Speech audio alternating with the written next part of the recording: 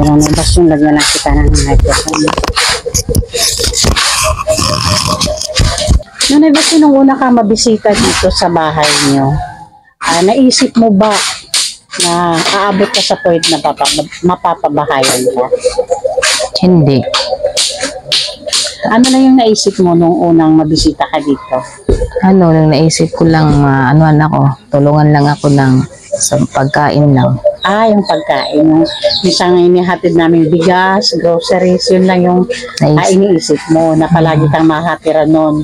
Nung malaman mo na mapapabahayan ka, ano yung pumasok sa isipan mo? Sobra akong na saya. Kasi masabi ko, totoo ba yun? Magandang morning po sa ating lahat. Subscribe po natin, Ednat Mundor. Kalinga partners na kami sa Samar, Northern Samar. Ayan, salamat po mga kalinga. Thank you po, Kuya Val. Salamat.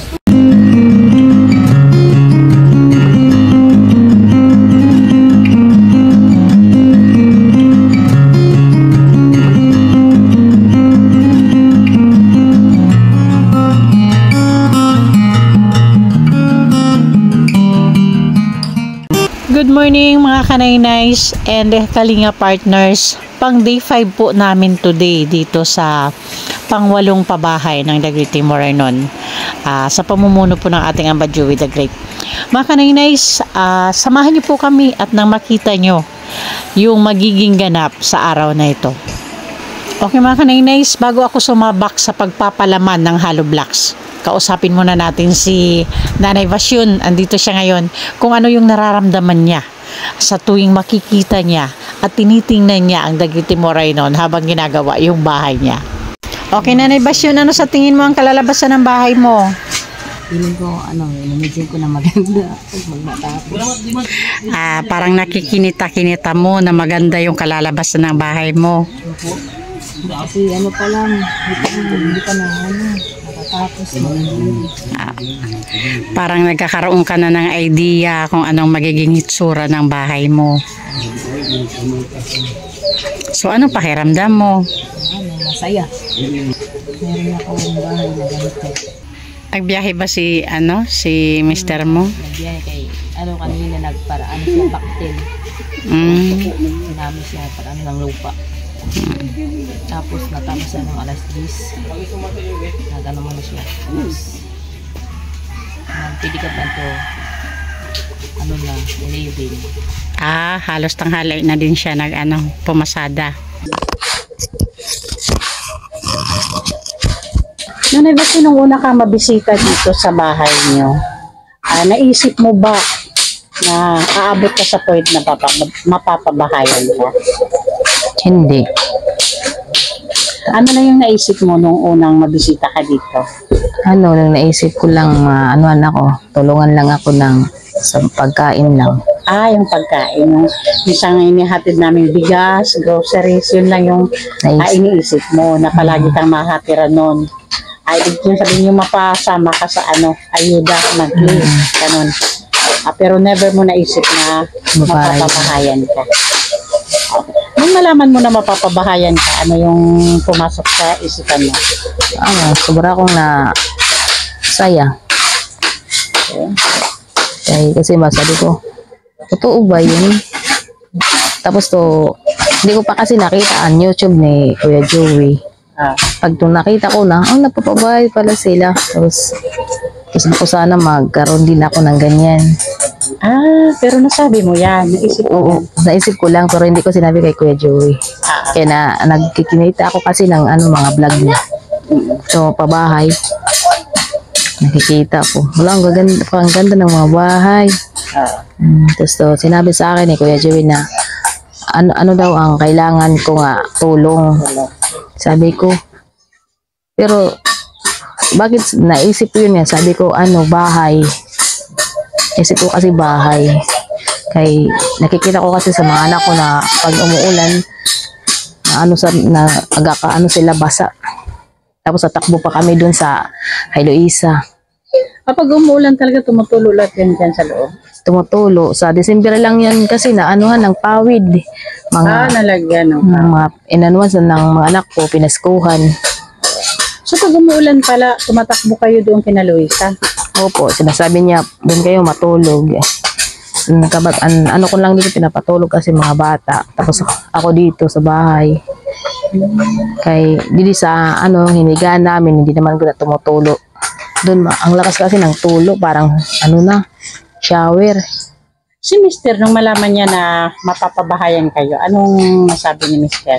Anong napag-usapan niyo? Natuwa din siya na pabahayan kami. Sobrang tuwa, pati mga anak ko natuwa din. Sabihan ko. Laigitid ka na ba na basyon? Hindi pa. Hindi pa? So, ibig sabihin may plano pa kayong mag-anak? Sa akin, ayoko na mag-anak. Ano po? Ayoko na mag-anak, Ikaw, hirap. Kasi hindi mo pwede masabi na ayaw mo na lang kung hindi kayo gagamit ng contraceptive. Pag mag-contraceptive kayo, yun ka lang makasiguro na hindi ka na mag-anak. Pero habang wala kang gagamit, hindi mo masabi yun. Okay. Bakit si Mister gusto pa din? Hindi na. Oh. Kung pareho kayong ayaw na, gumamit kayo ng Nagpapunta ako kayo sa Rachel. Sabi ko nga, mag-implant na lang ako. Kailangan mong pumunta sa Rachel para mapapanahan ka. Oo. Kasi makakapili ka kung yung pwedeng gamitin mo na sa'yo, may din sa'yo. Tapos nilagyan kasi ako, sabi nila, high blood ka daw. Tapos, high blood ka na? Tapos na-high blood, 33. Na-high blood kasi ako, pag anak ko sa pan-anim. Ako pang-7, lalaki. High blood ako. Nanay Basyon, sa mga sponsors na hanggang ngayon patuloy na nandyan para natapos yung bahay mo, anong pwede mong iparating sa kanya? Salamat sa mga tulong nila sa akin na hindi sila nagsasawa na tumulong sa amin. Maraming salamat. Kaya mga kananginays, yan na po yung bahay ni Nanay Basyon. Kailangan na lang po talaga kailangan mauna yung yung bubungan para kahit maulan. Katulad kanina, nagtambay kami kasi ang lakas ng ulan. Kasi wala pang bubong. Pag may bubong na, at least makakagawa ng dire-diretso sa baba. Ngayon po yung ginagawa po nila is dyan po sa balkonahe. Nilagyan po nila ng balkonahe.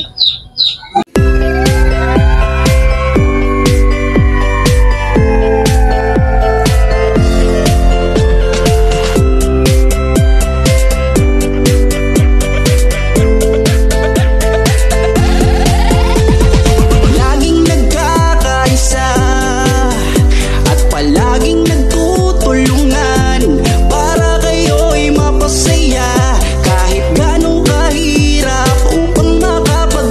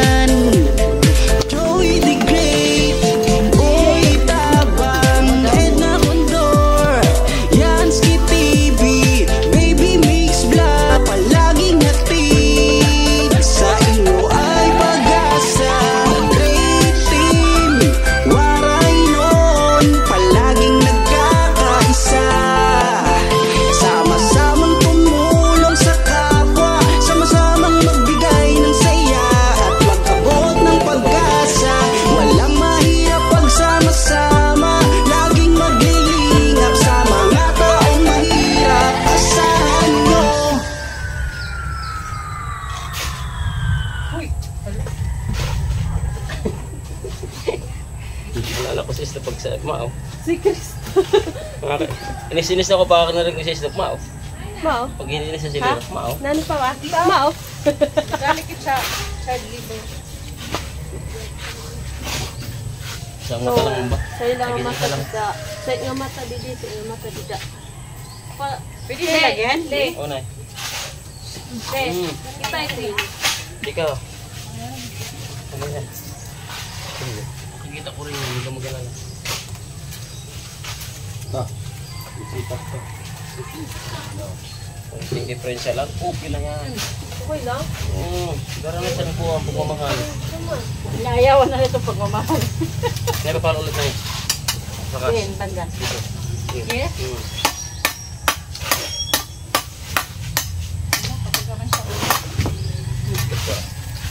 I-flat ko ini dire. Hindi. Paano pala kaabot yan to? Walang isang mata dyan ba?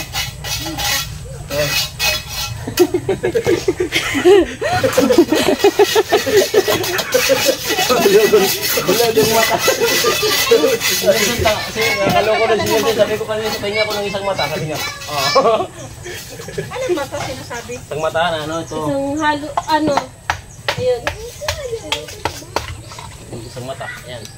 Tatlong mata yan. Sinabing dalawang mata. Hindi mo sabihin yung isang butas na lang. Mata pa. Para kung sarado lahat. Kaya na yung ano, mga spoken ng mga ano, panday. Panday wakay. So itong buo, tatlong mata. Oo. Pag walang butas, walang mata. Pag dalawang ganyan, anim na mata yan. Nagawa ka na sa black, bali siyam na mata. Ikot siya. Wala ko kung makita mata sa halong black. Nabungog mo. Ayan na naman tayo. Hindi. Sa araw-araw talaga ng buhay ninyo, hindi mawawala yan. Yung kaya pa nagpasikat niya. Tingnan ko na, kabungog mo. Kapluwin pagod na sa buhay. Dandan. Sige, madali yan.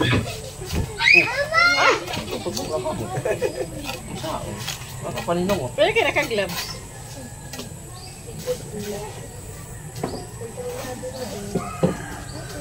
Lalo na daw pagtugso. Ito pa. Pwede pa. Ano pa, may duha pwede dik. Kulang na. Ano natin na lang, tulo.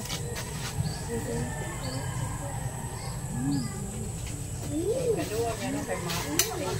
Grabe talagang bahay niya. Yung kaya ano? Sige. Ang ganda-ganda talaga. Tapos dito kasi nabuo din. Ayoko sa dalawang yan. Dapat dito si Andres. Kasi yung iniisip din namin, amba, marami sila. Kaya sabi ko, okay lang na dun sa TikTok. Pero kung yun na siya, bago ba ang kamay sa harikot yan? Wala, patataasan. May nagdalawa yung ano namin ni Yadstick. Dapat ito dito, siya na to. Oo nga, hindi naman yung pito na dyan, papunta sa siya. I-flat-flat na yun dyan. Kulat na ito. Siya na papunta lang. Bali ano na to, makapatak na ng February 20 na halong lang. Kasi 20 libre. Hindi ko 20 yung halong lang.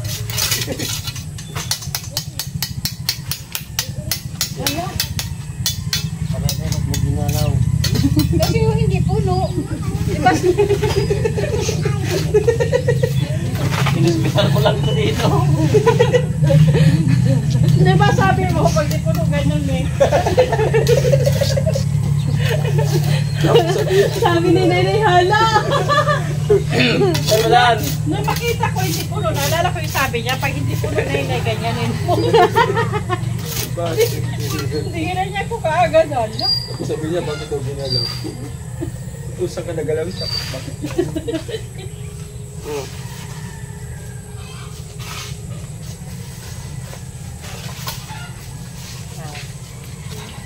Hindi na ako makadaan. Teka, Halo. wala Halo, na. boss. Halo, boy. Halo, boy. Ako na, ayun na. Hinga ka muna. Hinga ka muna. Parang makahinga ka. Kasi parang malayo na yung distansya ng ano eh.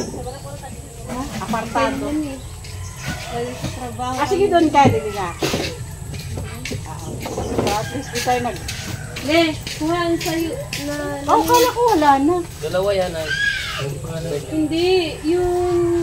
Dalawang patong pang ito. Sa'yo na... Pero ito? Balik sa sinito, balik dito. Mas dito si Nainay. Ay, wala. Hindi ah. On mo. On mo.